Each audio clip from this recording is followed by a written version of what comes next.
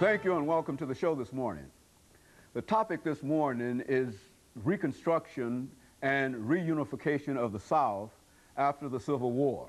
And we're fortunate to have with us to talk about this very, very significant and important historical topic, Dr. RMitchell from Fisk University. And of course, Dr. Mitchell, let me welcome you to the show this morning. Thank you, Dr. Haynes. It's a pleasure to be invited. And to tell you, Dr. Mitchell, how indeed happy we are to have you here. This is the beginning of a new season for us, and we've had you on just numerous of times, a number of times, yes. And each time, as we said before, you bring us such excellent information. As a matter of fact, we often think about the video that we did with you on slavery and the Emancipation Proclamation and all of those things. And so what we'd like to do today, Dr. Mitchell, is to recognize that this is really the beginning of the voting season here, and so to sort of bring a topic in that would deal with the suffrage and the whole problems that came out of the Reconstruction of the South. But before we get into that, Dr. Mitchell, let's have you to give us some information about your background, your education, and what in a real sense motivated you to do the things that you're doing. Well, thank you, Dr. Haney. It's been wonderful over the last almost 30 years now.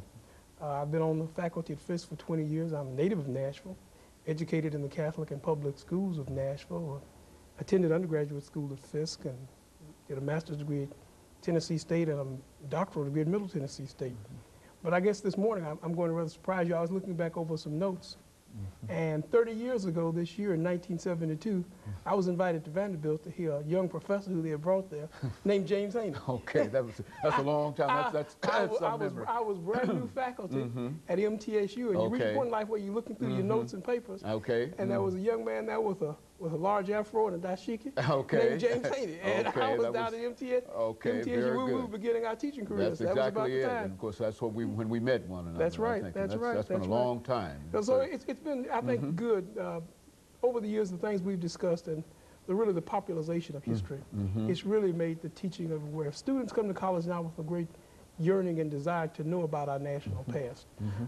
Since September 11th, one year ago, or year 2001, Americans have tried to find their place in the world. So it's still a thrilling profession discussing American history, and particularly African-American history. Okay, I'll tell you, Dr. Mitchell, let's talk about the period of Reconstruction, the period that followed immediately after the war.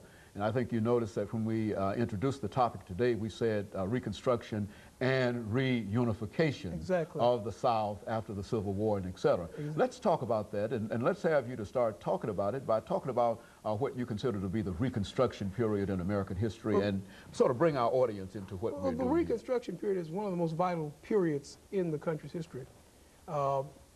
Generally, when history is taught, high school and college level, we teach it from exploration 1865. We pick up with the war and Reconstruction. I tell people the Reconstruction period did for me as an African American what the end of the American Revolution did not do. It provided me with the vote. It freed me. So it's what we call a watershed event in United States history. What we sometimes don't realize is that it was a great political struggle. So a political struggle between a North and a South that had been engaged in war for several years. But it was also a political struggle between a president and the Congress.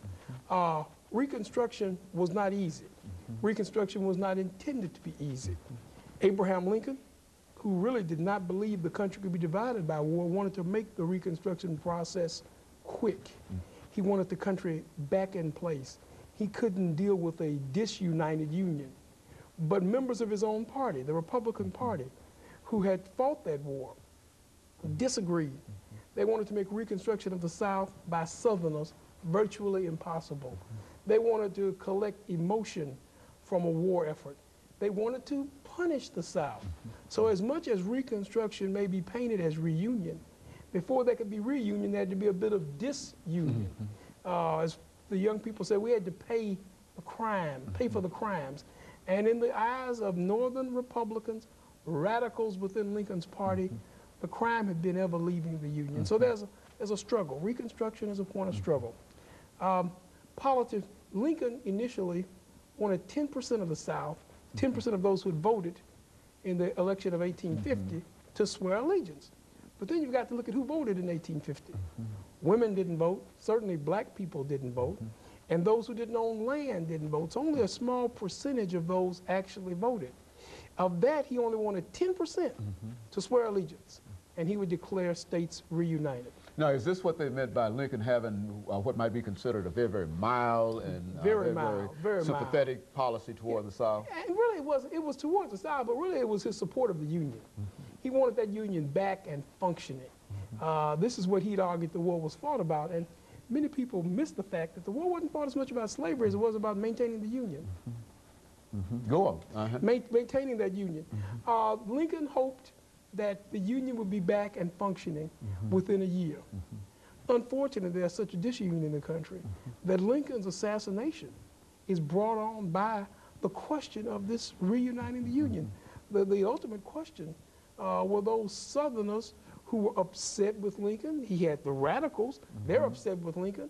Lincoln really is in a state where he can't carry out what he wishes. When his bill goes to the Congress, his Wade Davis bill that was brought about Reconstruction, it doesn't go anyplace. The Congress stifles it. Then they bring forth a bill, and when that bill comes to Lincoln, the radical plan, he lets it lay on his desk and lets Congress go out of session. He exercises his pocket veto. So the struggle that ensues after the Civil War is as much a battle between a president and Congress as we've ever experienced. Presently, in the world situation where we're looking at the events and planning war, or looking at war, and there's a struggle between the president and the Congress, that's very reminiscent of that era after Reconstruction. It's a detrimental era for the entire nation. It's very detrimental for the South.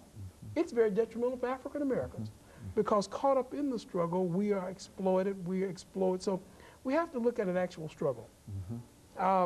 Finally, it's decided that the Army of the North will occupy the South.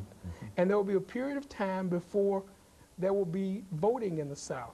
They decide, those who control the Congress decide, that they want the Southern states to swear they had always been loyal. And to many of the Southern state leaders, this was upsetting because they hadn't been loyal. They had formed a confederacy. They had formed a separate union. So the struggle for Reconstruction continues.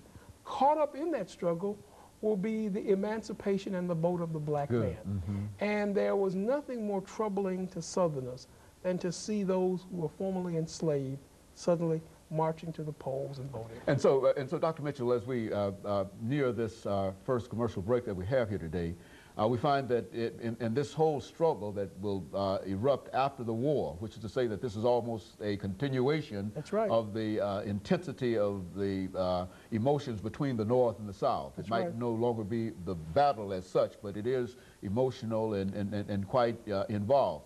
But now, one of the things that we'd like for you to talk about after we come back from this break is the citizenship rights of Africans during this time, because I think we know that in 1865, the 13th Amendment is passed that will give them freedom. That's right. But now the 14th Amendment, that's this whole idea of African-American citizenship. I think that's one of the most important elements that we could deal with at this particular point, I mean, in this part of the show this morning. Exactly. And we will always remember that freedom and equality are not synonymous. Good, very good. And of course, after we take this first commercial break, we'll come back and we'll give you an opportunity to talk about the Reconstruction Act of 1867 and how Africans were eventually brought into the whole political process, because there were quite a bit of opposition in the South and to a lesser degree in the northern states in reference to African-American participation in politics and citizenship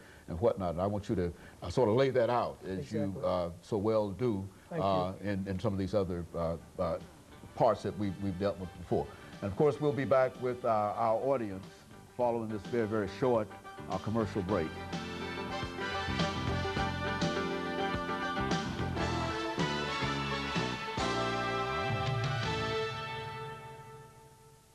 It's a scorching hot day.